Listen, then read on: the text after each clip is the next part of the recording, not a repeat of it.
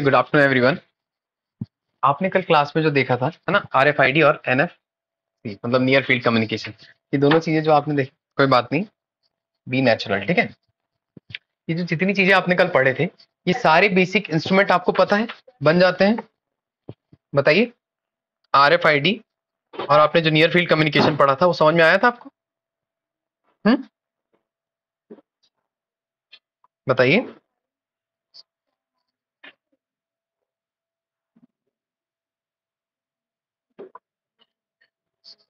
RFID और near field communication जो आपने देखा था ना, ये दोनों चीजें समझ में आए? ओके। और फिर इसमें नियर फील्ड कम्युनिकेशन में क्या किया जाता है बताओ? पास में रख के, है ना, 0 to 10 सेंटीमीटर की रेंज में हम क्या करते हैं, वाईफाई कवरेज उसमें देते थे, ठीक है। चलो उसको देख लेते हैं एक बार। देखिए, आपने लाइट फाई देखा था, आप लोग वायरलेस टेक्नोलॉजी में देख रहे थे कि भाई आपने वहां पे ब्लूटूथ पढ़ लिया है, वाईफाई पढ़ लिया है, इसके साथ ही साथ आपने लाईफाई पढ़ लिया है, और भी कुछ चीजें आती हैं जिसको आपको देखना था। जब बेसिक लेवल पे हमने बात की थी लाइट फिडेलिटी की, लाईफाई, पहला क्वेश्चन आपका यहीं से बन जाता है कि इसका फुल फॉर्म क्या होता है। 2011 में आपको पता है कि भाई हेरोल्ड हॉस ने इसकी खोज की थी, है ना। ऑप्टिकल वर्जन है। जितनी भी आप टेक्नोलॉजी देख रहे हो उसमें आप क्या देख रहे हो कि विद्युत चुंबकीय जो तरंगे उनके द्वारा आप क्या कर रहे हो, डेटा का स्थानांतरण कर रहे हो, मतलब डेटा का ट्रांसमिशन हो रहा है। यहाँ पे डेटा का ट्रांसमिशन कैसे हो रहा है?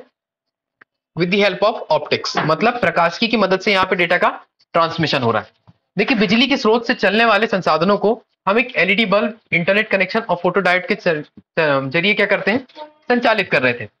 इसमें आगे जाके क्या हो रहा था, विजिबल लाइट जो आपका स्पेक्ट्रम होता था उस पर आधारित टेक्नोलॉजी थी। इसके लिए आपने O F D M M यहाँ ध्यान दे दो बेटा, OFDMM ये टेक्नोलॉजी का यूज किया, जहां पे आप बोलते हैं इसको orthogonal frequency division multiple access. इस तकनीक का उपयोग आप लाईफाई में करते हैं। कुछ और बेसिक चीजें आपने देखी थी कि VLC आप पढ़ चुके हो, विजिबल लाइट कम्युनिकेशन स्ट्रीम में काम कर रहे थे। ऑप्टिकल फाइबर कम्युनिकेशन में आपने काम किया, है ना। हेरोल्ड हॉल्ट जो जर्मनी के वैज्ञानिक थे, इनने इसकी खोज की है। 100 गुना ज्यादा तेज है ये वाईफाई से, एज कंपेयर टू वाईफाई। आपका जो वाईफाई होता है 100 गुना ज्यादा तेज होता है। इसकी स्पीड कितनी हो सकती है? अप टू द 224 Gbps की स्पीड हो सकती है, ठीक है। और परावैंगनी अवरक्त और दृश्य जो तरंगे होती है इनका प्रयोग किया जाता है। ये आपकी पूरी टर्मिनोलॉजी आपने समझ ली थी कि वाईफाई में क्या हो रहा था, सर्वर और इंटरनेट, इन दोनों के कनेक्शन से, मतलब इंटरनेट और जहां पे सर्वर होता था, जिस डेटा को हमें रिट्राइव करना है, जिस डेटा को हमें एक्सेस करना है, उन दोनों के पॉइंट से हमने क्या किया, पावर में यहाँ पे आपको डेटा आ जाएगा। और डेटा वाईफाई जो मॉडेम होता है, इस मॉडेम के माध्यम से, वाईफाई मॉडेम होता है, इसके माध्यम से आपका जो डेटा है वो क्या हो जाएगा, ट्रांसमिट होने लगेगा, है ना। ये जो डेटा आएगा आपका वाईफाई के माध्यम से एलईडी ड्राइवर में आएगा, और उसके बाद एलईडी ड्राइवर से जो एलईडी लैंप लगा होता है ये क्या करता है, ट्रांसमिट करता है। अब हमारे पास जो कंप्यूटर, लैपटॉप या जो भी कनेक्टिंग डिवाइस होती है, उसके पहले एक आपका फोटो डिटेक्टर होता है, फोटो डिटेक्टर, जो क्या करेगा, अडॉप्ट करेगा इन सिग्नल्स को, और इन सिग्नल को फिर बाद में क्या कर देता है, यहाँ पे ट्रांसमिट करता है स्मार्ट डिवाइसेस में। तो ये पूरी प्रोसेस थी आपकी वाईफाई की, जिसको आपने देखा कि भाई स्ट्रीमिंग कॉन्टेक्ट लैंप आ गया, फोटो डिटेक्टर आया, रिसीव किया डेटा, और फिर एम्पलीफाई किया, प्रोसेस यहाँ पे हो गई पूरी। सिंपल सिंपल सी प्रोसेस है, उसको हम देख लेते हैं। आपने पढ़ा था रेडियो फ्रीक्वेंसी आइडेंटिफिकेशन, ठीक है, रेडियो आवृत्ति पहचान, इसको बोलते हैं हिंदी में हम रेडियो आवृत्ति पहचान।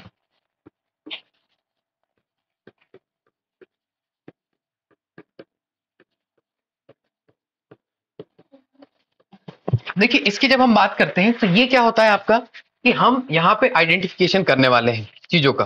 किस तरह से आइडेंटिफिकेशन करेंगे? जैसे इसका सबसे बड़ा एग्जांपल आता है आपका फास्टैग। फास्टैग क्या वर्क करता है?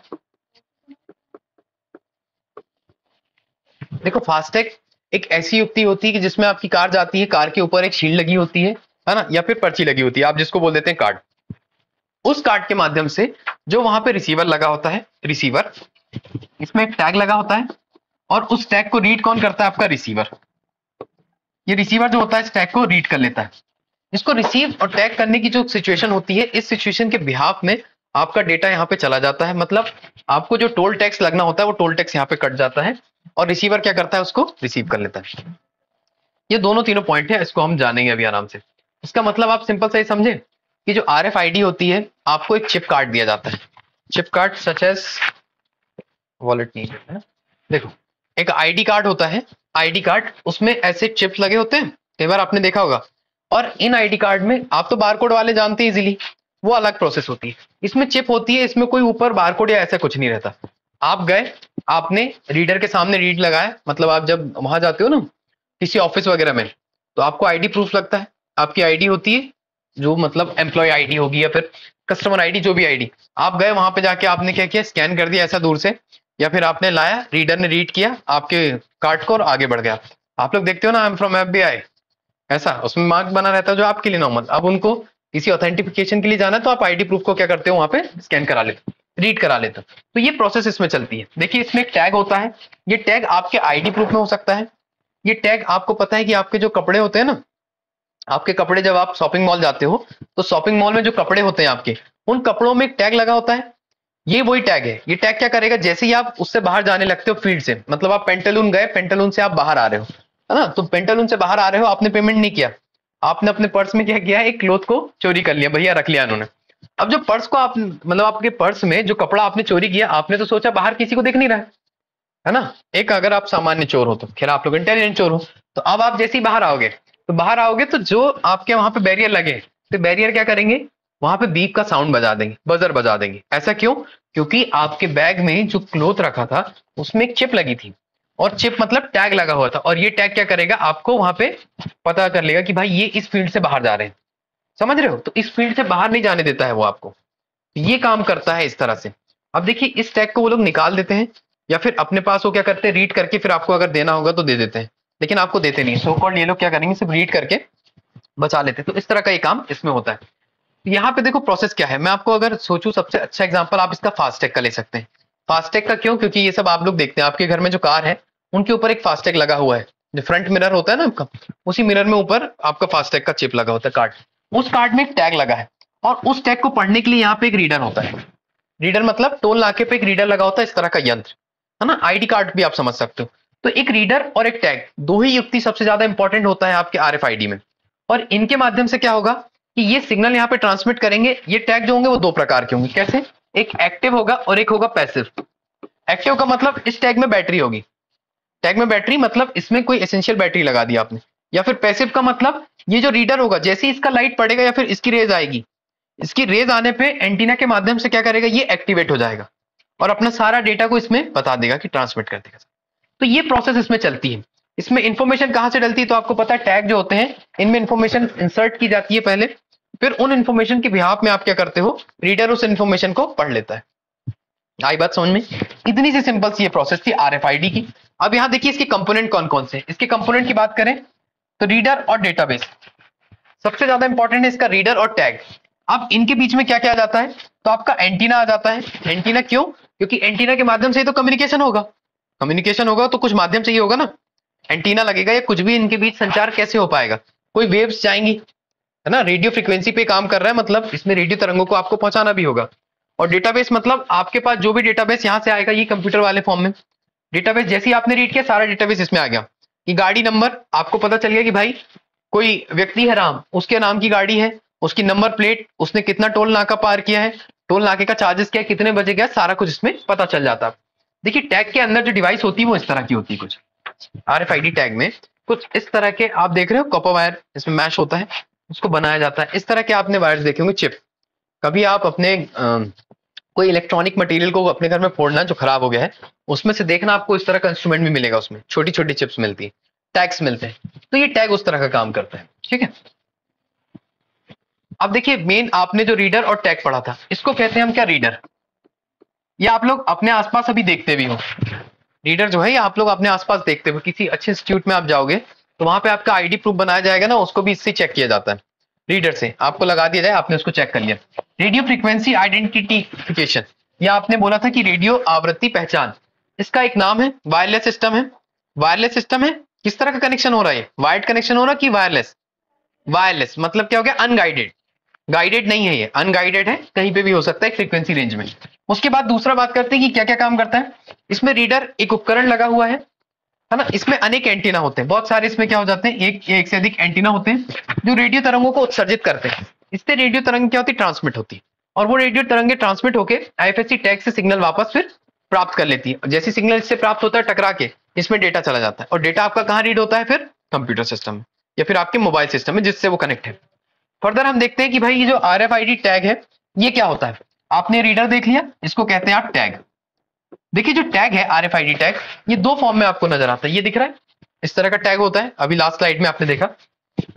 टैग जो अपनी पहचान और अन्य जानकारी को पास के पाठक, मतलब जिसको रीड करना है, उस रीडेबल व्यक्ति तक क्या करते हैं, पहुंचाने के लिए काम करते हैं। और किस माध्यम में जाएगी, तो रेडियो तरंगों के माध्यम में। रेडियो तरंगों का ये उपयोग करेंगे। दो तरह के ये होते हैं मेनली। पहला होता है आपका क्या, निष्क्रिय। निष्क्रिय का मतलब क्या होता है, पैसिव। और सक्रिय मतलब एक्टिव। एक्टिव और पैसिव, इसको ऐसे याद करिए आप लोग, पैसिव और एक्टिव। ठीक है, एक्टिव एंड पैसिव दो प्रकार के होते हैं। बात करें अगर हम निष्क्रिय की, तो RFID टैग रीडर द्वारा क्या करते हैं, संचालित होते हैं। इनमें बैटरी नहीं होती। जो निष्क्रिय होते हैं इनमें बैटरी नहीं होती। अच्छा, बैटरी नहीं होती तो काम कैसे करते होंगे। देखिए जैसे ही रीडर इनके प्रभाव में आता है और जो रेडियो फ्रीक्वेंसी यहाँ पे आती है, जैसे ही टकराएगी तो इनमें क्या हो जाएगा, चार्ज आ जाता है, इनमें करंट आ जाता है। मतलब ये समझ सकते हैं आप, चार्ज आ जाता है कि डेटा को क्या करते हैं, वापस इसको दे देते हैं। एक ये माध्यम यूज किया जाता है। दूसरा माध्यम इसमें यूज किया जाता है जो एक्टिव RFID। ये क्या करता है, इसके अंदर बैटरी होती है। बैटरी के फॉर्म में आपका क्या होता है कि डेटा सारा कुछ अरेंज होता है। डेटा जो अरेंज है, इस डेटा को आप रीडर के माध्यम से यहाँ पे रीड कर लेते हो। इस तरह से पूरा प्रोसेस काम करता है। ठीक है, रीडर और टैग आपको दोनों समझ में आ गए किस तरह की चीजें होती हैं। अरे आप लोग कपड़े खरीदने जाते होंगे ना यार, शॉपिंग मॉल में, वहां नहीं देखते क्या RFID। बोलो, आपको बता देते हैं भैया ये टैग है, इसका क्या करना है क्या नहीं करना। चलो इसका उपयोग देखते हैं कहाँ कहाँ। मैंने आपको बताया था कि इसमें डेटा हस्तांतरण करने के लिए अलग अलग आवृत्तियों पे रेडियो तरंगों का उपयोग किया जाता है। अब हमें जो डेटा ट्रांसमिट करना है, तो जरूरी थोड़ी कि हम एक ही फ्रीक्वेंसी पे पहुंचाएंगे, अलग अलग रेडियो फ्रीक्वेंसी का हम यूज कर सकते हैं। तो RFID में जो उपयोग किया जाता है इसका, बेसिकली टैग का और रीडर का, वो आपके ID कार्ड में होता है। ID कार्ड में मतलब कल को आप लोग क्या है, जब DSP बन जाओगे, है ना, डिप्टी कलेक्टर बन जाओगे, तो मध्य प्रदेश सरकार ने आपको ID दी है। ID दी RFID वाली, कि बोले हाईटेक है आप लोग, है ना, हाईटेक है आप लोग, साइबर में काम कर रहे हैं वहां ऑफिस में, तो आपको घुसने नहीं देंगे। मतलब सिर्फ आपकी ID लगी। आपको रीडर ने बोला कि आप पहले सर अपना रीडर, मतलब ऐसा नहीं कि थंब से लेके करेंगे, रीडर लगा भी हुआ रहता, फिक्स रीडर। आपने ID लिए, वहां पे जैसी आपने फिक्स किया, आप अगर ऑथेंटिक पर्सन है और जाने के लिए वैलिड है, तो वो दरवाजा खुलेगा, आप अंदर चले जाओगे। ठीक है, ID कार्ड का वैसे यूज होता है। ID कार्ड का दूसरा यूज कैसे हो जाएगा, कि आप कब चेक इन हुए, चेकआउट हुए, इसकी ट्रेसिंग कैसे की जाएगी, तो RFID के माध्यम से भी की जाती है। मतलब दर्पण सिविल सर्विस में आप क्लास के अंदर कितने बजे एंटर हुए, कब आप बाहर गए, आपने बायोमेट्रिक्स देखा ना, बायोमेट्रिक्स सेम उसी तरह का कुछ काम क्या करता है आपका RFID भी कर लेता है। बात करते हैं ट्रैकिंग की। देखिए उपकरण, वस्तु और जानवर, सबसे ज्यादा जो RFID की जो यूज होता है वो होता है ट्रक्स में। ट्रक्स में बहुत ज्यादा यूज होता है। इसमें ट्रैक किया जाता है मटेरियल आपका जो ट्रांसमिट होता है। ट्रांसपोर्टेशन में बहुत ज्यादा RFID क्यों यूज किया जा रहा है, क्योंकि आपके हर चीज के बारे में क्या हो जा रही है, नॉलेज हो जा रही है। आपके जो पैकेजेस होते हैं ना, उनके बारे में भी नॉलेज हो जा रही है कि यार ये टैगिंग प्रॉपर पहुंची नहीं पहुंची, आप उसको ट्रेस कर रहे हो। आपका बहुत बहुमूल्य सामान है, उसको आपने क्या किया, पैक कर दिया। बिल्कुल जैसे आपने बोला कि आपका वो लैक्मे का ब्यूटी प्रोडक्ट आ रहा है भैया 5,000 का, है ना, उसको क्या करना है, हमें पैक करके बिल्कुल पहुंचाना है। लैक्मे ने बोला ठीक है, आपसे ले भी लिया 5,000 10,000, या फिर हो सकता है अब उनको 100 रुपए का एक अगर टैग आ रहा है, या सस्ता वाला टैग कोई लग रहा है, तो वो क्या करेंगे, RFID भी लगा सकते हैं उसमें कि भाई हाँ चलो टैग लगा के दे देते हैं, कम से कम इसके माध्यम से हम भी ट्रेस कर लेंगे अगर कहीं घूमता है। मतलब ये मैं आपको एग्जांपल दे रहा हूँ, बहुत महंगे महंगे प्रोडक्ट में काम होता है, बड़े शिपमेंट में यूज होगा। ठीक है, तो ट्रैकिंग में मतलब उपकरणों की ट्रैकिंग में, वस्तुओं की ट्रैकिंग में, बहुमूल्य जो आपके गुड्स होते हैं उसके लिए, फिर आपके जो एनिमल होते हैं या इन्फेंट होते हैं इनके लिए भी, आपके जानवर, आपने बोला कि भाई आपके यहाँ पपी है, ठीक है, पपी, पपी कौन सा होता है आपके घर पे, शेरा, और क्या क्या नाम रहते हैं उनके, बताओ, किसी के घर है, जर्मन शेफर्ड, क्या नहीं है ना, तो जो भी डॉग है आपका, आपको बहुत पसंद है भाई, आपने 2 लाख का डॉग खरीदा है, अब वो 2 लाख का जो आपका डॉग है, उसको चोरने के लिए भी तो 2 लाख लोग वहां बैठे होंगे, 2 लाख नहीं मतलब 2-4 लोग तो बैठे होंगे आपके मोहल्ले में, कि भाई किसी दिन इसको चोर लेते हैं 2 लाख वाला। आप बाहर उसको घुमाने ले गए, जैसे ही आपने उसकी जो नोट है उसको निकाला और वो घूमने गया, अब पता चल रहा है कि गार्डन में उसको किसी ने चोर लिया, तो आप कैसे पता लगाओगे, तो जाके फिर वो 2 लाख के बेच देगा। आप क्या करोगे, उसके गले में एक पट्टा बांधा हुआ होगा आपने, और उसमें आप कोई टैग लगा दोगे, तो वो टैग कैसे होगा, RFID बेस्ड। ठीक है, वो टैगिंग के थ्रू क्या करते हैं, हम पता लगा लेते हैं, इसे ट्रेस भी कर सकते हैं हम चीजों को, और चीजों को यहाँ पे आप एनालाइज भी कर लेते हो। ठीक है, तो दोनों काम यहाँ पे चलते हैं। चलिए अब बात करते हैं फर्दर शॉपिंग मॉल में। शॉपिंग मॉल में किस तरह उपयोग होता है, तो मैंने आपको बता दिया, ये टैग लगे हुए जो प्रोडक्ट होंगे इनको आप बाहर लेके नहीं जा सकते विदाउट आप इनका पे किए हुए। अगर आपने पेमेंट कर दिया है तो वो लोग क्या करते हैं, एक चिप रहती है, आपने देखा होगा कि जहां पे पेमेंट काउंटर होते हैं वहां एक होल्डर होता है। होल्डर क्या करता है, आपके यहाँ से टैग निकाल लेता है। टैग लगे होते हैं प्लास्टिक के, आपको प्लास्टिक के टैग दिखते हैं। वो प्लास्टिक के टैग के अंदर क्या होता है, ये मेटल लगा होता है ना। अगर वो टैग नहीं निकालेंगे तो जैसे ही हम बाहर आएंगे तो बजर बजेगा, आप क्या घोषित हो जाओगे, थीफ। थीफ है ना, तो थीफ आप लोग को घोषित नहीं होना है, तो शॉपिंग मॉल में आपको पेमेंट कर देनी है। उसके बाद इलेक्ट्रिक मेडिकल रिकॉर्ड, देखिए इलेक्ट्रॉनिक मेडिकल रिकॉर्ड सिस्टम के लिए भी डेटा प्रदान करता है। इलेक्ट्रॉनिक मेडिकल डेटा के लिए कैसे प्रदान करता है, आपने RFID लगा दी, टैग लगा दिया हमने। अब टैग से ही आप क्या कर रहे हो, उसको जब रीडर से स्कैन कर रहे हैं या रीडर से हम रीड कर रहे हैं, उससे ये पता चल जा रहा है कि यार इनके जो टाइम पे पल्स रेट जो होती मॉर्निंग में कितनी थी, इवनिंग में कितनी थी। इसके लिए आपको एक नर्सिंग स्टाफ बैठाने की जरूरत नहीं।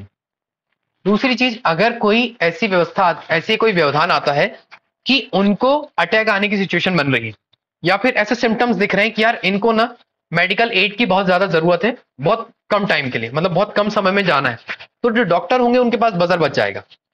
तो इस तरह की जो टेक्नोलॉजी, इसका यूज कैसे कर सकते हैं आप लोग, इसी तरह से कि ऑलरेडी उनके हाथ में आपने कोई बैंड बना दिया है पहचान, और उनके यहाँ कोई रीडर लगा हुआ है, वो रीड करते जा रहा है। जैसे ही उसमें कुछ हलचल हुई उनके शरीर में, तुरंत पता चल गया कि भाई नहीं, इनको ना सबसे ज्यादा पहले भी डॉक्टर की जरूरत, पूरा स्टाफ भागा भागा दौड़ा दौड़ा उनके पास चले आएगा। ये अभी होगा धीरे धीरे, सरकारी अस्पताल में आने में थोड़ा टाइम लगेगा, लेकिन ये वहां पे भी हो जाएगा। अब toll tax, FASTag, toll tax वगैरह में कैसे, तो फास्टैग का जो उपयोग हो रहा है वो इसी बिहाफ है, RFID पे यूज्ड। बात करते हैं फास्टैग। देखिए फास्टैग क्या होता है, फास्टैग आपको पता है कि ये कार्ड लगा होता है आपकी बसों के ऊपर, बस जो भी आपके कार जो भी उनके ऊपर, आपके व्हीकल के ऊपर लगा होता है। टू व्हील नहीं, टू व्हील में टोल टैक्स नहीं देना होता है, फोर व्हील जो होते हैं फोर व्हील में लगे होते हैं। इसमें कैसे काम करता है, आपकी लेन होती है फास्टैग वाली, ये रीडर लगे, इट्स कॉल्ड रीडर, ये रीडर होते हैं और यहाँ पे चिप लगी होती है, या लोग सेंटर में लगा लेते हैं या साइड में लगा लेते हैं, लेकिन ये आपका क्या होता है, फास्टैग लगा होता है। जब आप इस लेन से क्रॉस करोगे ना, कोई व्यक्ति नहीं रहेगा वहां पे, कोई भी व्यक्ति नहीं रहेगा, आपका पेमेंट रिसीव करने के लिए भी नहीं रहेगा, ना पेमेंट देने के लिए भी नहीं। आप सीधे सीधे क्या करोगे, यहाँ से चले आओगे और आपका पेमेंट भी डिडक्ट हो गया होगा आपके अकाउंट से। कैसे, क्योंकि आपका जो यहाँ पे चिप लगा हुआ है ना, आप उसको रिचार्ज करते हो, ये रिचार्जेबल होता है। मतलब जिस तरह आपका पेटीएम आप रिचार्ज करते हो, आपके मोबाइल फोन में जो रिचार्ज करते हैं ना आप, उसी तरह से आप अपने फास्टैग कार्ड को रिचार्ज कर लेते हो। आपने इसको रिचार्ज कर लिया, रिचार्ज करने के उपरांत क्या हुआ कि भाई इसमें डेटा है मान लो 500 रुपए, आपका टोल टैक्स लगा है 60 रुपए, आपका टोल टैक्स 60 रुपए यहां से कट गया, तो आपके पास 440 रुपए बच गए।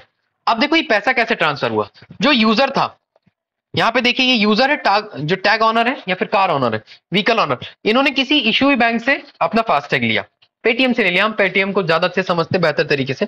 तो पेटीएम क्या करता है, डायरेक्ट पैसा ट्रांसफर करता है जो एक्वायर बैंक होता है उनको। मतलब यहाँ पे टोल प्लाजा का सिस्टम है, ये पूरा ये टोल प्लाजा का सिस्टम है, ये टोल से जा रहे हैं, अब यहाँ तो रीड कर लिया, लेकिन पेमेंट कैसे कटेगा, तो पेमेंट इस बैंक से सीधा ट्रांसफर हो जाएगा। मतलब फास्टैग से सीधा पैसा क्या हो गया, डिडक्ट हो गया, और जो उस बैंक में जाना चाहिए था डिजायर्ड बैंक में आपका पैसा पूरा चला जाता है। So it is the normal process of FASTag which is very useful for you. ठीक है, ये पूरा का पूरा बिहाफ में किसके, RFID टैग्स के। प्रोडक्ट कैसा है ये, RFID टैग का प्रोडक्ट। अगर आपसे RFID वाला क्वेश्चन बनता है तो सबसे पहला क्वेश्चन आपसे फास्टैग से ही बन सकता है। देखिए 2014 से ये चालू हुआ है ना, और इसके बारे में बेसिक इंफॉर्मेशन आपको पता है कि भाई जो मिनिस्ट्री ऑफ ट्रांसपोर्टेशन है उसके थ्रू ये वर्क करता है। अब बात करते हैं हम नियर फील्ड कम्युनिकेशन। RFID आपको समझ में आया क्या होता है ना, कि रेडियो फ्रीक्वेंसी पे हम क्या कर रहे थे, सारे सिग्नल को ट्रांसमिट कर रहे थे, एक टैग था, एक रीडर था, उसके माध्यम से कम्युनिकेशन बन रही थी, और वायरलेस कम्युनिकेशन होती थी। कहां कहां होती थी ये भी आपने देख लिया। नियर फील्ड कम्युनिकेशन टेक्नोलॉजी, देखिए नियर फील्ड कम्युनिकेशन या फिर NFC। जब आप NFC की बात करते हो, NFC क्या होगा, नाम से स्पष्ट हो रहा है कि near field communication. Near field का मतलब जो नियर पास वाले क्षेत्र में हो, है ना, और कम्युनिकेशन मतलब संचार। देखिए नियर फील्ड कम्युनिकेशन का मतलब होता है, जैसे कि नाम से हमें पता चल गया भाई शॉर्ट रेंज कम्युनिकेशन होगी, मतलब रेंज यहाँ पे मोस्ट प्रोबेबली क्या होती है, बहुत कम होती है। इसमें दो कंपेटेबल डिवाइस बीच में आ जाएगी एक दूसरे के। मतलब आपने देखा कि भाई रेंज कितनी है, 0 to 10 centimetre. Wait a minute,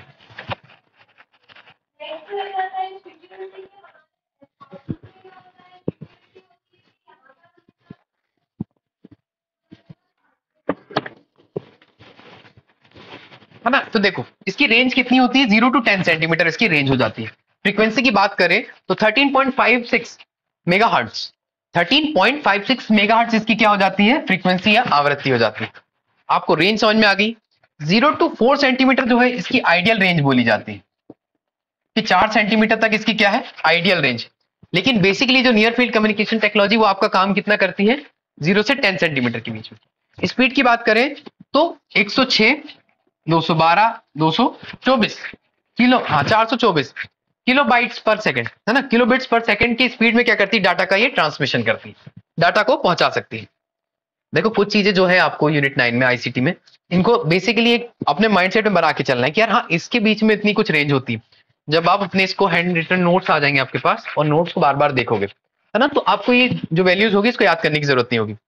आप जितनी चीजें देखते हो ना, तो ज्यादा चीजें समझते कैसे हो, जब उसका आप डायग्रामेटिक फॉर्म में देख लेते हो, किसी चीज को विजुअल कर लेते हो। आपने अगर किसी चीज का फोटो देखा है, अभी फास्टैग वाला जो आपने देखा सारा प्रारूप, आपको अब उसमें समझ में आ जाएगा कि यार ठीक है, जो लोग ने फास्टैग को अभी इतने करीब से नहीं देखा था उनको भी समझ में आ रहा है कि यार ये टोल नाका है ना, ये टोल नाका है, कैसे बैंक ट्रांसफर हो रहा है, कैसा कार्ड लगा होता है, ये चीजें याद आई। क्या इसको याद करने की जरूरत पड़ेगी आपको? नहीं पड़ेगी ना, प्रोसेस आप समझ गए हो, रीडर कहाँ लगा था, आपका टैग कहाँ लगा था, ये सारी बातें आपको समझ में आई। तो इसीलिए बेसिक कंपोनेंट जो होते हैं, आपको इन जो डिजिट्स है इस पर ज्यादा ध्यान नहीं देने की जरूरत है, आपको पढ़ते पढ़ते बन जाएगा। 0 से 10 सेंटीमीटर के बीच में ये आ जाता है रेंज, 0 से 4 सेंटीमीटर की आइडियल कंडीशन। इसके बाद 106, है ना, 106, 212 और 424 किलोबिट पर सेकंड की स्पीड में क्या होता है, डेटा इसमें भेजा जा सकता है। देखिए जो एनएफसी होती है इसका यूज कहाँ कहाँ होता है, ये समझ में आ रहा है आपको? इमेज दिख रही है, नियर फील्ड कम्युनिकेशन। जैसे ही आपका वाईफाई वाला कार्ड होता है, आपके जो कार्ड आते हैं आजकल एटीएम वाले कार्ड, इसमें वाईफाई होता है, और वाईफाई की जो रेंज है वो एसबीआई ने अभी क्या कर दी है, इसके थ्रू जब आप पेमेंट करते हो ना, तो 5000 रुपीज तक के क्या आप पेमेंट कर सकते हो इसमें वाईफाई में। मतलब पेमेंट ऐसा कि कार्डलेस पेमेंट आप कर सकते हो बिना ओटीपी डाले। पहले 2000 थी, 5000 उसमें डाल दिया गया। तो इस तरह से आपने वहां पे रखा, आपने कोई प्रोडक्ट परचेस किया, प्रोडक्ट को आपने जैसे ही परचेस किया आपसे ओटीपी नहीं मांगेगा, वो डायरेक्ट आपका पैसा डिडक्ट कर देगा बैंक में और दे देगा, बोले भाई चलो ये ले लो आप।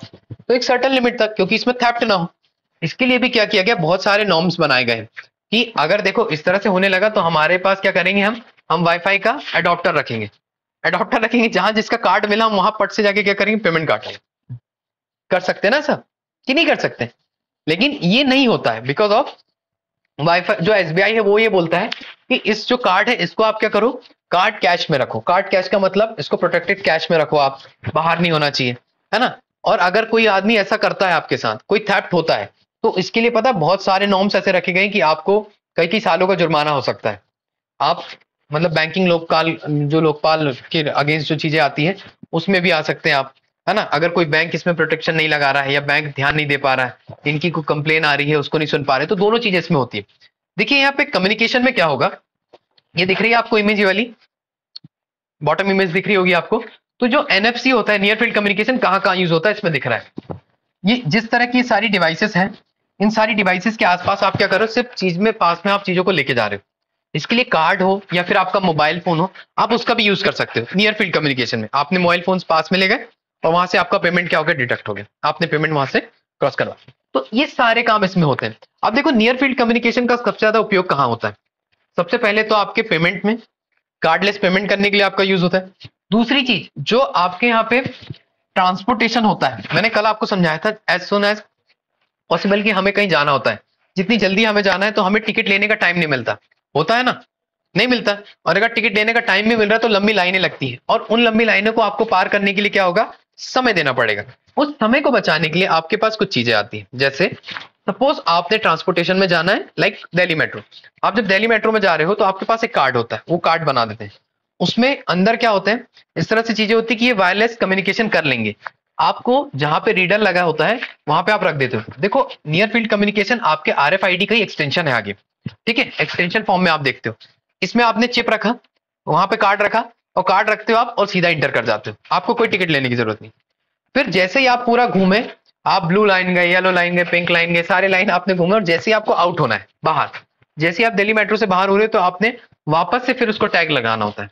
जब हम बाहर आते हैं तो जैसे ही आप बाहर आओगे, आपने टैग लगाया, बाहर हुए आप, उसके बाद क्या हो जाएगा, जितना पैसा आपका लगा ना ट्रेवल में, आपका फर्स्ट स्टेशन काउंट कहां से करेगा, वो फर्स्ट स्टेशन जहां आपने पंच किया था, आपके कार्ड को आपने पंच किया था मतलब रखा था, वहां से लेके लास्ट स्टेशन जहां तक आपने पंच किया, दूरी के बीच का वो क्या करेगा, पूरा टोटल फेयर नाप लेगा, और फेयर के हिसाब से आपके यहाँ पे पैसा डिडक्ट हो जाता।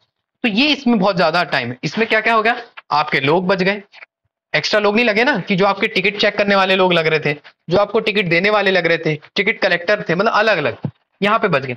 फिर सिक्योर प्रोटेक्शन में क्या होता है कि सिक्योरिटी के लिए भी बहुत ज्यादा इंपॉर्टेंट होता है। देखो अनऑथराइज पर्सन अगर आपके यहाँ किसी जगह पे जाता है तो उसको नहीं मिलेगी परमिशन, क्योंकि लॉक्ड हो जाएंगे जब तक कि आपके पास क्या नहीं हो कि भाई नियर फील्ड वाला आपके पास कार्ड है, आपने उसका उपयोग किया है और फिर आप आगे बढ़ रहे हो। समझ रहे हो? अगर वो कार्ड नहीं होगा, आपकी ऑथेंटिफिकेशन चेक नहीं होगी, तो आप नहीं इंटर कर पाओगे। एक्सेस कंट्रोल करता है ये, है ना। उसके बाद लॉयल्टी पॉइंट, आपको पता है कि बहुत सारी जो चीजें होती है वो लॉयल्टी पॉइंट देते हैं। जैसे आपने लोटस से कुछ सामान खरीदा, इलेक्ट्रॉनिक मटेरियल, वो लोग क्या करते हैं, आपको कई बार कुछ लॉयल्टी पॉइंट्स दे देते हैं, है ना, कि भाई आपने 10,000 का खरीदा, 500 पॉइंट हमारे ले लीजिए। वो एक कार्ड बना के दे देंगे, नियर फील्ड कार्ड होगा। जब भी आपको दोबारा कोई सामान वहां से परचेस करना होगा, आप वो कार्ड लाओ, आप वो पैसे को रिडीम कर लोगे। वो कॉइन के फॉर्म में दिए देते हैं ना।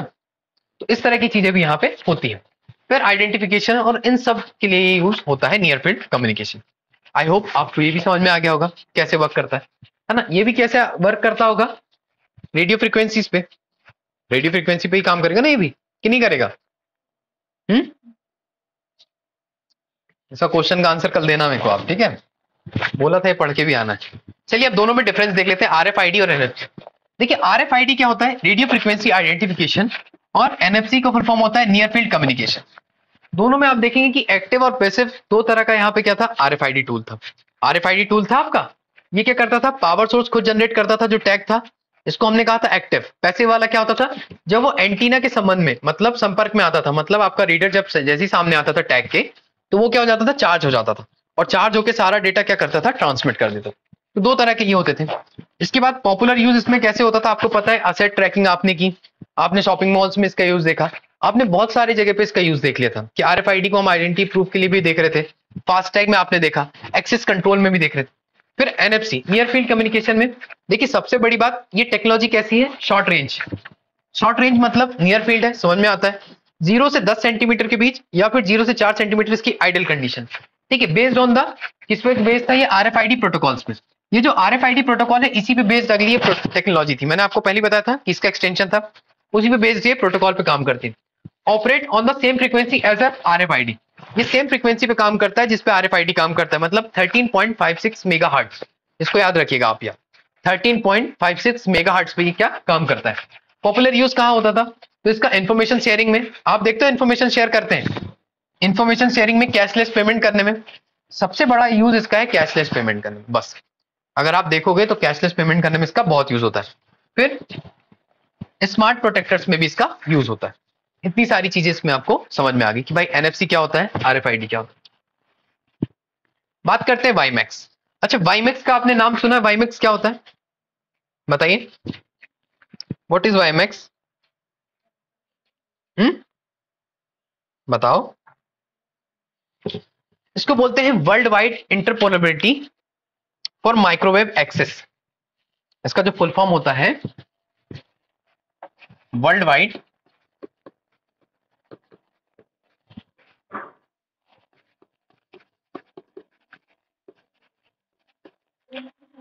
इंटरपेरोबिलिटी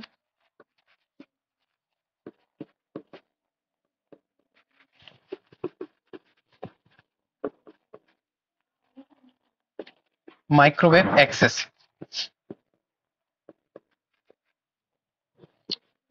देखिए ये इसका फुल फॉर्म होता है, इसके फुल फॉर्म से आपसे बेटा क्वेश्चन सीधा सीधा बन जाता है, इसका फुल फॉर्म क्या है ना। आपने देखा था वाईफाई जो था, इसका नेम क्या था आपका, वाईफाई वायरलेस फिडिलिटी, उसी के एक्सटेंशन आप इसको बोल सकते हो WiMAX. WiMAX world wide interoperability for microwave access, microwave access में इसका यूज होता है। देखो इसका एक मानक नाम है, जो आपने देखा था कि IEEE, ये हमेशा एक मानक नाम देता था, है ना। इसका जो नाम दिया था, इसका नाम 16 दिया है, 802.16, इसका क्या हो जाता है, मानक नाम। उनके नाम क्या थे, 802.15। इसका पॉइंट, इसको आप नोट डाउन करते चलो, है ना। तो इस तरह से नाम इसके दे दिए जाते हैं, लिखिए इसको।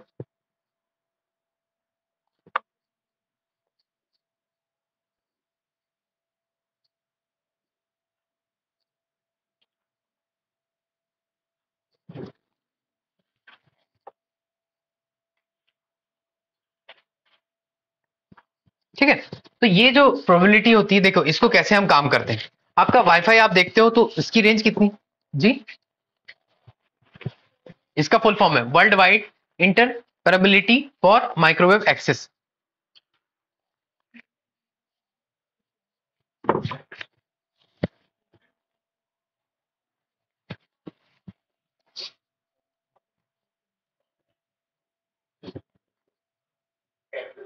देखो ये जो टेक्नोलॉजी यूज होती है ये वाईफाई के कंपैरिजन में क्या होगा, लंबी दूरी के लिए आप इसमें हॉटस्पॉट बना लेते हो, मतलब लंबी दूरी तक इसमें हम संचार कर सकते हैं। और लंबी दूरी के संचार करने के साथ साथ इसमें डेटा के ट्रांसफर की दर क्या होती है, वाईफाई की तुलना में ज्यादा तेज होगी। इसको आप वैसे यूज कर लेते हो। देखो जैसे आपकी स्टेशन है ना, ये नेक्स्ट आप एक इमेज देखो सबसे पहले कि वाईफाई और वाईमैक्स क्या होता है। आपने देखा था कि ये वाईफाई थे छोटे छोटे, ये वाईफाई थे, सुन लीजिए यहाँ पे ये वाईफाई थे पूरे। ये जो घर वाली इमेज दिख रही है आपको, यहाँ पे वाईफाई लगा है इस बिल्डिंग में। लेकिन जब आप वाईमैक्स की बात करते हो तो वाईमैक्स आपका पूरा इतने पार्ट में डिवाइडेड है, इतने पार्ट में अपना डेटा क्या कर रहा है, ट्रांसमिट कर रहा है। तो ये काम इसमें होता था। तो ये जो काम होगा आपका, ये दर जो आएगी पूरी, ये क्या बताएगी आपको कि किस तरह से डेटा आपका यहां से यहां तक ट्रांसमिट होगा, वो भी इसकी मदद से। आपको छोटे छोटे वाईफाई लगाने की जरूरत इसमें नहीं पड़ती थी। इसकी रेंज कैसी होती है, ज्यादा। ये दिख रहा है हॉटस्पॉट एरिया, ये वाईमैक्स का हॉटस्पॉट एरिया दिख रहा है आपको, वाईमैक्स एक्सेस पॉइंट, ये एक्सेस पॉइंट है और इसका हॉटस्पॉट एरिया ये बना है। एक एक्सेस पॉइंट ये बना है, इसका हॉटस्पॉट एरिया ये बना है। आ रहा है नजर, ठीक है। ये हॉटस्पॉट रीजन यहाँ पे बने हुए हैं। तो ये आपको सिंपल से समझ में आ जाएगा कि वाईमैक्स का मतलब क्या होता है, इससे बड़ी दूरी के लिए। इसमें दूरी कितनी होती है, तो आपका जो वाईफाई था उसकी रेंज आपने कितनी देखे थे, किस रेंज तक होता था जनरली। हाँ वाईफाई जो था इसकी रेंज, वाईफाई की 100 मीटर तक बेटा, 100 मीटर तक की रेंज हम देख सकते थे। फिर हम 30 मीटर का बना रहे, 50 मीटर का बना रहे, ये अपने पे डिपेंड करता था। लेकिन वाईमैक्स की रेंज कितनी हो सकती है, लॉजिक लगाओ। कितने मीटर तक की हो सकती है, कुछ किलोमीटर्स में होगी ये, बताओ। ये लगभग क्या होती है आपकी 50 किलोमीटर के आसपास। आप इसमें बना सकते हो कि अप टू द 50 किलोमीटर के लगभग क्या हो जाती है, इसकी रेंज हो जाती है। आवृत्ति इससे 2 से 11 गीगाहर्ट्ज, इसकी आवृत्ति जो प्राप्त होती है आपको कितनी प्राप्त हो जाएगी, 2 से 11 गीगाहर्ट्ज के आसपास आपकी आवृत्तियां प्राप्त हो जाएगी।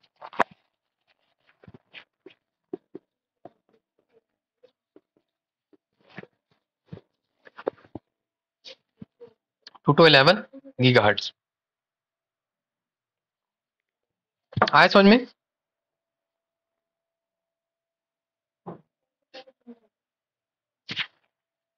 इस तरह से आप इसको यूज कर सकते हो, है ना।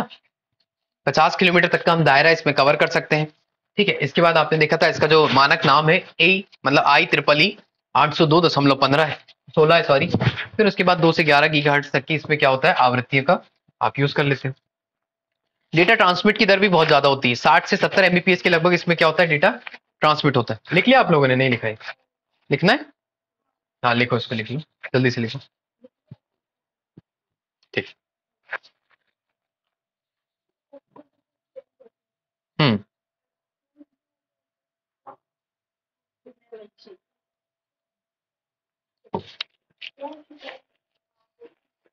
फ्रीक्वेंसी आवृत्ति इसकी आप करो 2.11 गीगाहर्ट्ज, ठीक है आवृत्ति। और इसमें जो डेटा ट्रांसमिशन की दर होती है वो सुनिए, डेटा ट्रांसमिशन की जो दर होती है वो कितनी आ जाती है आपकी, 60 से 70 Mbps, sorry GBPS, Mbps, GBPS speed है बेटा इसकी। डेटा कैसे ट्रांसमिट हो रहा है इसकी स्पीड, एमबीपीएस।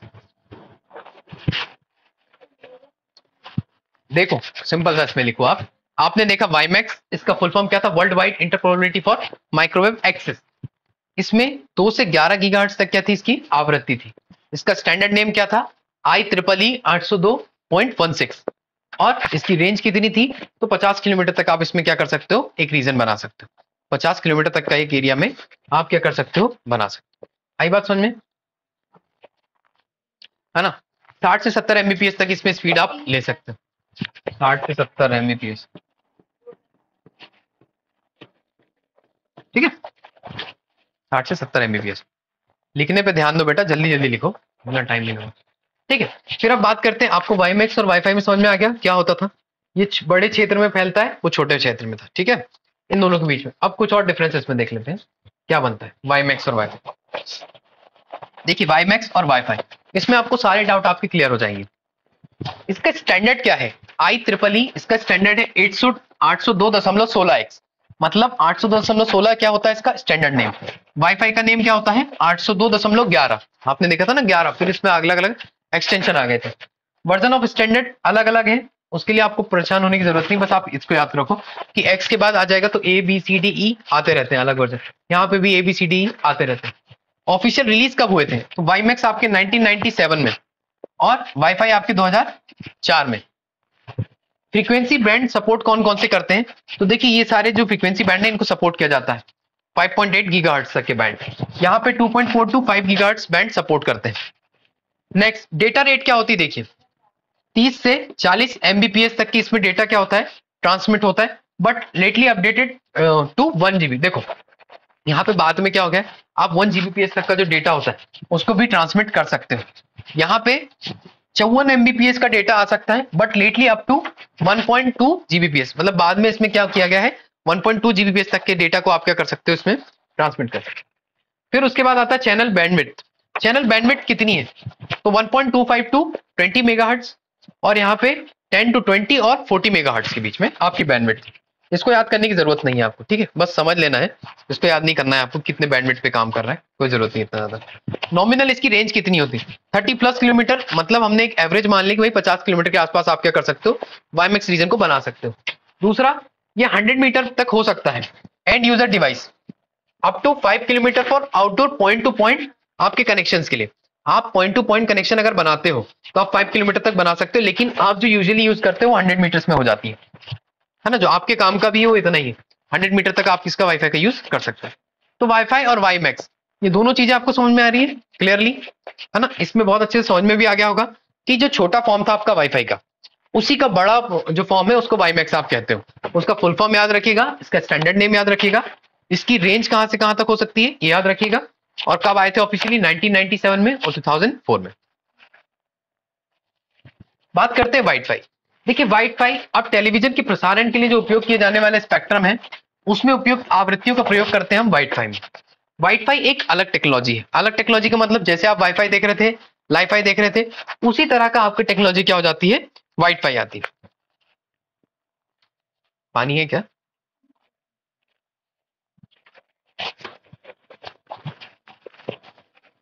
Thank you.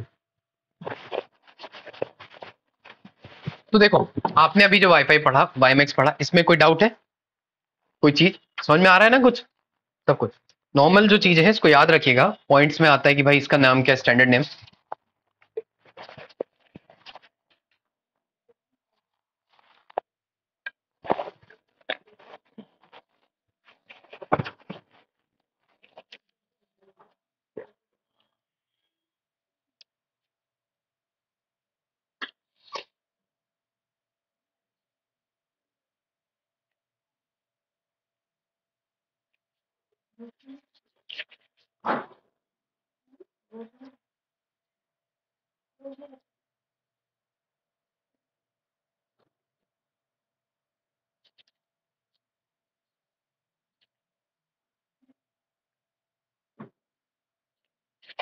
चलो ठीक है ना।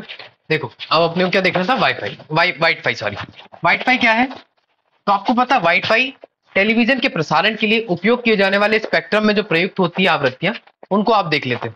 देखिए ये जो एंटीना है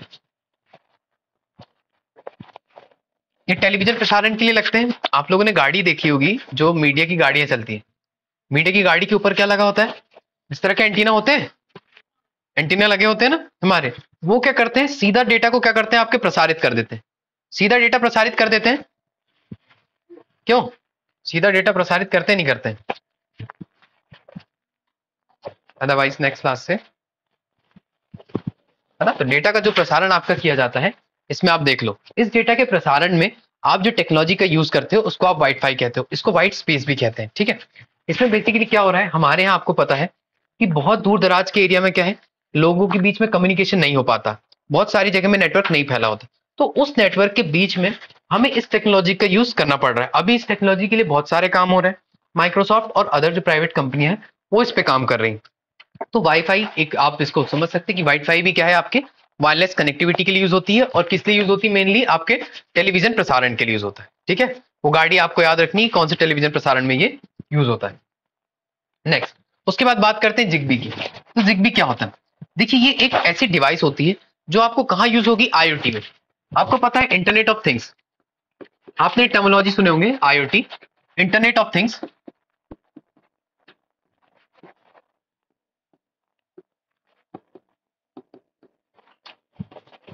है ना? इंटरनेट ऑफ थिंग्स में क्या किया जाता है कि आपकी कोई भी यूनिट होती है, कोई भी मशीन होती है, या फिर आप ये समझ लीजिए कि जितने भी आपके घर में होम अप्लायंसेस होते हैं, स्मार्ट होम्स के जो कंसेप्ट आते हैं, इन होम अप्लायंसेस या स्मार्ट होम के जो कंसेप्ट होते हैं, इसमें आपके जगह जगह पे क्या होता है? लाइट, या फिर आपके टेलीविजन, या फिर आपके स्विचेस, ये सारे आपके कनेक्ट होते हैं। इनके कनेक्ट होने के कारण आप क्या करते हो कि एक सेंट्रल डिवाइस इसमें लगा देते हो। ये सारे वाईफाई से तो कनेक्ट होंगे, लेकिन इसके साथ साथ एक और डिवाइस यूज होती है जिसको बोल देते हैं हम जिग्बी। और ये जिग्बी के माध्यम से क्या होगा? अगर आपने कमरा लीव किया, तो आपने क्या लगाया हुआ है कि भाई अगर मेरी यहाँ प्रेजेंस नहीं है तो आपको क्या करना है? लाइट को ऑफ कर देना। कर सकते हैं ऐसा? ये कैसे हो रहा है? थ्रू दी सेंसर और थ्रू दी आईओटी, मतलब इंटरनेट ऑफ थिंग्स के माध्यम से। तो ये सारी की सारी प्रोसेस कैसे की जाती है? तो उसके लिए हमारे पास जो प्रोटोकॉल यूज किया जाता है, उस प्रोटोकॉल को कहते हैं जिग्बी प्रोटोकॉल या जिग्बी डिवाइस। तो आप इसको बता सकते हो कि आईओटी में प्रयुक्त होने वाली ऐसी डिवाइस कौन सी है जिससे हम वायरलेस कनेक्शन स्टेबल करते हैं, तो वो डिवाइस आपकी क्या कहलाती है? जिग्बी कहलाती है। बन जाएगा। सिंपल से क्वेश्चन इससे आते हैं, बस ये डिवाइस इसमें लगा दिया हमने और राइट साइड की सारी चीजों को हमने कंट्रोल कर लिया। ये डिवाइस लगाया, आपने बोला कि टेम्परेचर जो है इसको मेंटेन करना है, आपके मोबाइल फोन से ही आप उसको ऑपरेट कर लेते हो। मोबाइल फोन से आपने ऑपरेट किया, उसमें आपको पता चल गया कि यार मुझे ना 23 डिग्री तक के क्या करना है? टेम्परेचर रखना है, या फिर 17 डिग्री तक टेम्परेचर रखना है, गर्मी बहुत ज्यादा। तब उस सिचुएशन में आपके पास क्या आ जाती है? चॉइस। उस सिचुएशन में आपके पास चॉइस आ जाती है कि आपको कितना टेम्परेचर मेंटेन करना है।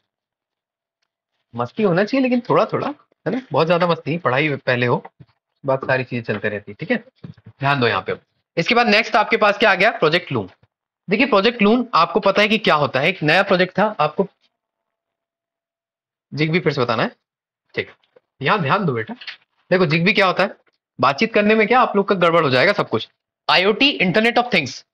आपको पता है इंटरनेट ऑफ थिंग्स क्या होती है? कि जितनी भी आपके आसपास कोई टेक्नोलॉजी अभी यूज हो रही है, कि आपने सोचा होगा कि यार इंटरनेट की मदद से हम क्या करेंगे? अपनी चीजों को मैनेज करेंगे। इसको आप इंटरनेट ऑफ थिंग्स में देखते हो कि हमारे घर में होम अप्लायंसेस लगे हैं। आपके घर में माइक्रोवेव लगा है, आपके यहाँ पे गैस जो है उसको भी, मतलब आप गैस के भी नोजल को उससे कनेक्ट कर सकते हो। ठीक है, आपके घर जो स्विच है, आपके घर जो लाइट है, इन सबको आपने जो कनेक्ट कर रखा है, इनके कनेक्शन के माध्यम से क्या होगा कि जैसे ही आपने बोला कि यार मैं घर से बाहर गया और हमारा गैस चालू है, तो आप उससे कंट्रोल करके क्या कर सकते हो? अपनी गैस को ऑफ कर सकते हो। आपने सोचा कि हमारे यहाँ की पीछे के जो खिड़की है, स्लाइड है, वो टेक्निकल होगी, स्लाइड सेंसर वाली, वो लगी नहीं है, खुली छोड़ गई है। तो आप अपने घर में ही उससे क्या कर लोगे? कंट्रोल कर लोगे। इसी में सीसीटीवी का कंसेप्ट भी आ जाता है साथ में, कि आपने देखा है घर में सीसीटीवी लगी होती है। सीसीटीवी का मतलब जो आपके क्लोज सर्किट कैमरेज होते हैं, है ना? तो वो उनके माध्यम से क्या होता है, आप कहीं दूर दराज में, आपके घर चोर आए हैं, आपको पता चला कि यार चलो उन्होंने लॉक तो खोल दिया, अंदर आ भी गए, लॉक आपका तोड़ दिया, लेकिन आपके सेंटर लॉक्स लगे। आपने क्या किया? वहां से सेंटर लॉक में बैठे बिठाए घर लॉक कर दिया पूरा। अब वो चाह के भी नहीं निकाल पा रहे किसी भी तरह से, और आपके पास एफिशिएंट टाइम मिल जाएगा, इनफ टाइम मिल जाएगा। आप पुलिस को कॉल करोगे, पुलिस जाएगी और थेफ्ट को, जो थीफ होंगे उनको पकड़ लेगी। कर सकते हैं ना? तो ये सब कैसे हो पा रहा है? Because of internet of things. जब हम चैप्टर पढ़ेंगे इंटरनेट का, तो उस इंटरनेट के चैप्टर में हम आईओटी की बेसिक एप्लीकेशन से लेके एडवांस एप्लीकेशन तक सारे टॉपिक्स पे हम एक एक करके बात करेंगे। बहुत यूजफुल टॉपिक होने वाला है वो। लेकिन यहाँ के लिए हमारे लिए इंपॉर्टेंट क्या हो जाता है कि हमें प्रोजेक्ट लूम को पढ़ना है कि किस तरह से वो संचालित, जिग्बी को पढ़ना है ना? तो जिग्बी कैसे वर्क करता है? तो जिग्बी उसी का एक प्रोटोकॉल होता है जो क्या करेगा? वायरलेस कनेक्शन और ब्लूटूथ के माध्यम से आपके सारे होम अप्लायंसेस जुड़े होते हैं, आप ऑलरेडी पढ़ चुके हो। बट यहाँ जिग्बी के माध्यम से बाकी और जितने आपके ऑपरेटिंग मटेरियल होते हैं, इन मटेरियल को, सिस्टम्स को आप कनेक्ट कर देते हो। और ये कैसे वर्क करते हैं? आईओटी टेक्नोलॉजी पे वर्क करते हैं, वायरलेस कनेक्शन बनाते हैं। तो जिग्बी का वहां पे इस तरह से उपयोग होता है। आई बात समझ में आपको क्लियरली? इसको बस समझ के चलना है कि जिग्बी का कैसे यूज होता है। आप इसको आईओटी में एक बार फिर से पढ़ने वाले हो। जब आप पढ़ोगे इंटरनेट ऑफ थिंग्स में, तो वहां पे जिग्बी को और विस्तार से पढ़ोगे कि भाई क्या क्या इसमें होता है, क्या चीजें रहती है ना। नेक्स्ट, अब देखते हैं बलून। जो आपके प्रोजेक्ट लून में देखेंगे कि लून क्या है। आपको ये बलून दिख रहे हैं छोटे छोटे, ये बलून दिख रहे हैं आपको, ये बलून क्या होंगे? ये आपके सोर्स होंगे इंटरनेट के। आप समझ रहे हैं? दो परियोजनाएं चल रही हैं, प्रोजेक्ट लूम और एक आती है स्टारलिंक। स्टारलिंक परियोजना में क्या कर रहे थे हम, सैटेलाइट लगा रहे थे ऊपर और सैटेलाइट के माध्यम से क्या कर रहे थे, कम्युनिकेशन बना रहे थे। क्योंकि हमने उसको कहां पढ़ लिया है, जो हमारे भू संचरण और स्काई वेव वाले में आपने पढ़ा था ना, आकाशीय संचरण और आपके अंतरिक्ष संचरण वाले टेक्निक में, उन तीनों में हमने देख लिया, वहां पे एक एग्जांपल के रूप में देखा था कि भाई स्टारलिंक परियोजना का उसमें कैसे उपयोग हो रहा है। यहाँ पे शॉर्ट रेंज की हम बात करें तो अप टू द 20 किलोमीटर के बीच में हम क्या कर रहे हैं, यहाँ पे बलून लगा रहे हैं, और इन बलून के माध्यम से क्या होगा, ये जो बलून है इनके माध्यम से जो क्षेत्र है, इस क्षेत्र विशेष में इंटरनेट का प्रसार होगा, इंटरनेट का विस्तार होने लगेगा। यही काम इसमें किया जाता है। अब देखिए इसके जो फॉर्मेशन उसको समझ लेते हैं, एप्लीकेशन कैसे काम कर रहा है। आपको पता है कि यहाँ पे हम कौन है, धरती पे हम लोग रहते हैं, ये सभी पे नर और मानव है ना। नर और मानव अलग अलग होते हैं कि एक ही होते हैं, एक ही होते हैं ना, लेकिन नर और मादा की जब बात करते हैं तो अलग होते हैं, ठीक है। तो यहाँ आप रहते हो, तो यहाँ जब आपका घर है, इस घर से 20 किलोमीटर की ऊंचाई पे आपने क्या किया, बलून लगा दिया, ये बलून सेटअप कर दिया आपने। ये बलून सेटअप करने के साथ साथ यहाँ पे नीचे पे रिसीवर लगाए हुए हैं कि वहां से क्या होगा, हमारा डेटा ट्रांसमिट होगा। देखो वर्क कैसे करता है। First point, how it connects, connect कैसे करता है, specialised internet antenna on the ground set. एक एंटीना लगा हुआ है यहाँ पे, इसको आप एंटीना बोल सकते हैं कि यार एंटीना लगा हुआ है, यहां से बलून के द्वारा क्या किया जाएगा, सिग्नल ट्रांसमिट किया जाता है। और ये क्या करेंगे, balloon send signal to neighbouring balloon. इस बलून को हमने क्या किया, सिग्नल दिया, जमीन से हमने सिग्नल दे दिए, इस बलून ने अपने नाइबरिंग जो बलून थे उनको सिग्नल दे दिया, मतलब अपने पड़ोसी बलूनों को क्या किया है, इसने सिग्नल ट्रांसमिट कर दिया। तो अब ऊपर एक जाल बन गया, बन गया ना इंटरनेट का, ये जाल बना। अब देखो थर्ड पॉइंट क्या होगा, सिग्नल रीचेस ग्राउंड स्टेशन। अब सिग्नल रीचेस करेंगे फिर से कहां जाएंगे, आपके ग्राउंड स्टेशन में, और connect to local internet provider. और ये कनेक्ट करते हैं आपके लोकल इंटरनेट प्रोवाइडर्स को। जो लोकल इंटरनेट प्रोवाइडर्स होते हैं वो क्या करेंगे, which provide service by network of balloons. अब ये नेटवर्क जो होंगे, ये नेटवर्क्स जो होंगे वो आपके क्या करते हैं, बलून के माध्यम से सर्विस प्रोवाइड करेंगे लोकल एरियाज में। आई बात समझ में, इस तरह से ये वर्क करता है। ऐसे काम करते हैं ये पूरे बलून की प्रोसेस में। 3 प्रोसेस है बस, सिंपल सी। अब आपको ये लग रहा होगा सर बलून तो उड़ रहे हैं, क्या एरोप्लेन से नहीं टकराते होंगे, ये मन में ख्याल आया, नहीं आया, आया होगा ना। तो आपके जो एरोप्लेन होते हैं ना, उनकी लेयर अलग होती है, 6 माइल से नीचे ये क्या करते हैं, फ्लाई करते हैं। इनकी फ्लाई से बहुत ऊपर आप इसको करते हो स्टेबल, जिससे क्या हो, ये भी ना टकराए, कोई दुर्घटना भी ना हो, और आपका काम भी बस से चल जाए। ये प्रोजेक्ट बहुत अच्छा है, बहुत सक्सेसफुल है। अगर ये प्रोजेक्ट पूरा वर्क करता है तो इसके बाद क्या होगा, मतलब बहुत दिनों से चल रहा है ये, लेकिन अभी उतने बड़े ब्रॉडर लेवल पे काम नहीं कर पाया है। धीरे धीरे स्टार्टअप हो रहा है कि भाई धीरे धीरे चीजों में लग रहा है, पैसे लगते हैं। इसका दूर दराज के क्षेत्र में बहुत ज्यादा उपयोग हो सकता है, जहां पे क्या करेंगे, हम इंटरनेट की कनेक्टिविटी नहीं बिठा पा रहे, तो वहां हम यूज कर सकते हैं ना हिली टेरेन में। जो हिली टेरेन होती है आपकी, या फिर हिली एरिया, पहाड़ी क्षेत्र होते हैं, पर्वतीय क्षेत्र, वहां पे आप इसका यूज कर सकते हो सकता है। इस तरह से ये सारा का सारा जो आपने देखा, ये वायरलेस कम्युनिकेशन के टाइप्स थे कि वायरलेस कम्युनिकेशन कैसे होती है, किस तरह से वर्क करता है। इस तरह के आप सारे पोर्शन को जान चुके हो। आज की क्लास में आपको कुछ चीजों में डाउट है, किसी पोर्शन में डाउट है? नहीं, देखो 2 चीजें हम यहाँ पढ़ चुके हैं। क्या क्या आपने सबसे पहले देखा था, तार युक्त संचार और बेतार युक्त संचार। दोनों को आपने एक एक करके विजुलाइज किया, एक एक को कंसेप्चुअली समझा, एक एक के मानक नाम देखे, इनकी आवृत्ति देखी, इनके जो फ्रीक्वेंसी थी है ना, आवृत्ति को देखा, इसमें डेटा की स्पीड देखा कि डेटा ट्रांसमिट कैसे हो रहा, अगर किसी व्यक्ति विशेष से संबंधित जुड़ा हुआ कोई डिवाइस था हमने उसको भी जाना। इतनी चीजों से ही आपके एमसीक्यू के क्वेश्चन बनते हैं। यहां से ही आप क्या कर सकते हो, एमसीक्यू के क्वेश्चन को लगा सकते हो। ये जो जितनी डिवाइसेस है ये आपको 2 जगह मदद करेगी। जब आप पेपर दोगे, कौन सा, मेंस का पेपर यूनिट 7, पेपर 3 यूनिट 7, मतलब साइंस टेक का जो पेपर होगा उसमें आपकी यूनिट 7 साइंस टेक को डेडिकेटेड है। उस साइंस टेक की डेडिकेटेड यूनिट में आपसे 3-3 नंबर में सारी टर्मिनोलॉजी पूछ ली जा सकती है कि वाईफाई क्या होता है, उसमें पूछ लिया जाएगा ब्लूटूथ क्या होता है, वाईमैक्स क्या होता है ना। और उसके साथ ही साथ आपसे क्या बनता है कि भाई प्रोजेक्ट लून क्या है, ये तो बड़ा प्रोजेक्ट, इसमें पूछ सकते हैं। स्टारलिंक के बारे में पूछ सकते हैं, दूरसंचार कम्युनिकेशन कैसे होता है, ये सारी बातें आपको वहां पे पढ़ने लायक है। तो मेंस में भी आपका टॉपिक कवर होता है और प्रीलिम्स में भी यहाँ पे कवर होता है। दोनों ही एस्पेक्ट में आपको चीजें आई थिंक समझ में आई होगी। कोई डाउट है इसमें किसी में भी? हाँ, प्रोजेक्ट लून एक बार और बता, वाईमैक्स है ना, प्रोजेक्ट लून और वाईमैक्स देख लेते। चलो देखो, प्रोजेक्ट लून क्या है, एक प्रोजेक्ट है। इस प्रोजेक्ट में क्या हो रहा है, जो आपके सरफेस एरिया होता है, सरफेस से मतलब आपके भूमि से 20 किलोमीटर के ऊपर की रेंज में, मतलब 12 माइल्स के ऊपर में आप क्या करते हो, बहुत सारे बलून लगा रहे हो, और ये बलून के माध्यम से क्या करेंगे, आप इंटरनेट का प्रसार करेंगे। जैसे आपने लाइट के माध्यम से किया था लाईफाई में, उसी तरह से बलून के माध्यम से कर रहे हैं। इस प्रोजेक्ट को बोला गया प्रोजेक्ट लून, क्योंकि ये क्या कर रहे हैं, ऊपर हवा में फ्लो करेंगे, है ना। यहाँ पे जो स्टेबल हुए हैं, इसमें एक जो आपका बलून होता है, ये बलून क्या करता है, यहां से डेटा को अपने में रिसीव करता है, और रिसीव करने के बाद ऊपर ही ऊपर क्या करेगा, बाकी के जो अपने नेबरिंग बलून्स होंगे उनमें डेटा को ट्रांसफर करेगा। जब डेटा को ये बलूनों में ट्रांसफर कर दिया जाता है, तो उनके माध्यम से क्या होगा, नेक्स्ट पॉइंट में जो आपके लोकल सर्विस प्रोवाइडर्स होते हैं, नीचे जो इंटरनेट सर्विस प्रोवाइडर होते हैं ना, वो सर्विस प्रोवाइडर आपके यहाँ पे क्या करेंगे, इन बलूनों के माध्यम से इंटरनेट की कनेक्टिविटी प्राप्त कर लेंगे, और फिर थ्रू द इंटरनेट कनेक्टिविटी वो सारे जगह में इंटरनेट को स्प्रेड कर देंगे। तो ये काम होता है इसमें प्रोजेक्ट में। तो ये कैसी कम्युनिकेशन चल रही है, क्या कहीं पे वायर लगा है, नहीं लगा ना, अनगाइडेड है, बेल मतलब वायरलेस टेक्नोलॉजी के अनुसार ये काम कर रहा है हमारा पूरा, इस तरह से वर्क करता है। और चीजें बस इसमें यही थी, है ना।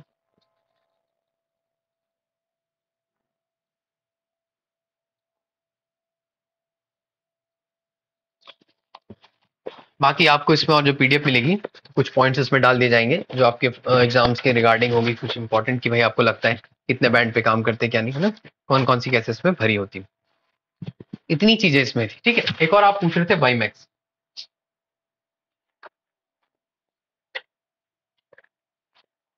देखिए वाईमैक्स क्या था, आप पहले देखते हो बेटा कि वाईफाई जो है कम रेंज में आप क्या करते हो, एक हॉटस्पॉट बनाते हो, और उस हॉटस्पॉट रीजन में क्या करते हो, इंटरनेट का सर्कुलेशन करते हो। कैसे करते हो, वायरलेस कनेक्शन के माध्यम से।